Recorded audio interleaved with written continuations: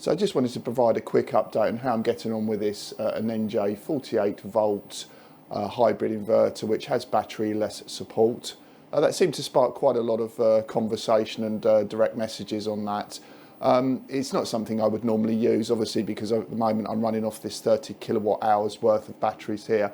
But it's just there as a backstop, and if you did wanted to run it in one of the sunnier places of the world, and you did have uninterrupted sun, then yeah, that'd probably be a possible. You could probably get away with it, but for me, it's always going to be running on batteries, so that one should be covered off now.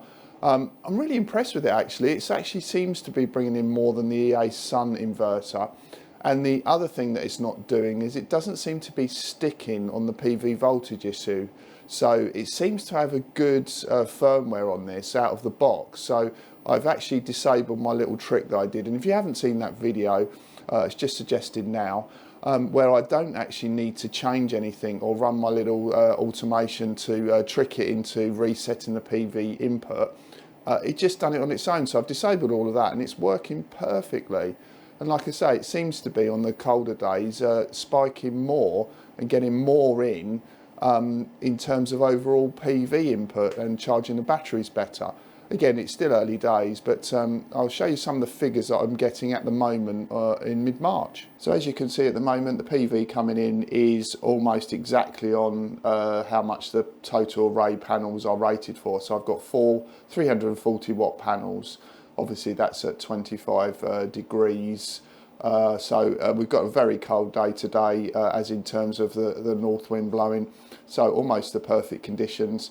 And yeah, it's really bringing in right on the nose, right on the money. And I've actually had days during this week where during the cloud cover pieces, obviously because the panels cool down and then the cloud comes out, I've been getting some very high readings actually, so a lot higher. So this is why you should always really keep to the voltage open circuit limits, because voltage can spike quite up a lot. The colder the panels get, obviously the more voltage they can produce. They become more efficient. I believe it's down to there's less internal resistance, meaning obviously more voltage can flow.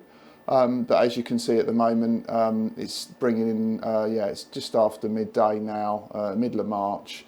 And that's why these times of year, as in spring and autumn, if you get the sun, clear sunny days, you can get some really good input. Although the days aren't long as during the summer.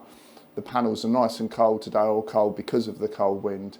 But yeah, this has been really good. I've not got the, as I mentioned, I've not got the PV input problem. It just sorts itself out. So yeah, if you can see on here, it's not a problem. It doesn't require me running the automation, as I've already mentioned, to trick the PV voltage input or the PV input to reset itself. It just runs and the algorithm seems to work perfectly on it, so it produces exactly what it needs. I've seen PV current is yeah, well above, as you can see now, 10 amps. It seems to be drawing in more current using this inverter as well.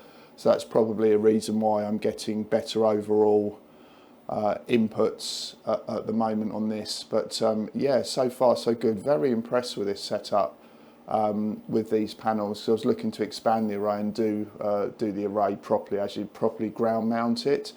But at the moment it's doing exactly what I need it to do. It's already done sort of 4 kilowatt hours, as you can see today. Which is great, bearing in mind we've just gone past noon. Obviously I've got a few hours left before the shade starts to come in, but yeah, very impressed, unexpectedly so. So I think I might have found something, you know, of a similar price that's actually better than the EASUN. And to be fair, I think there's a later version of the EASUN which reflects the one that I've got for the Anenji. So yeah, that's really that. Just wanted to give you this quick update. If you have any comments, questions or suggestions, just pop them in the section below and I'll get back to you as soon as I can. Thanks for watching and stay tuned to Dad Vinci.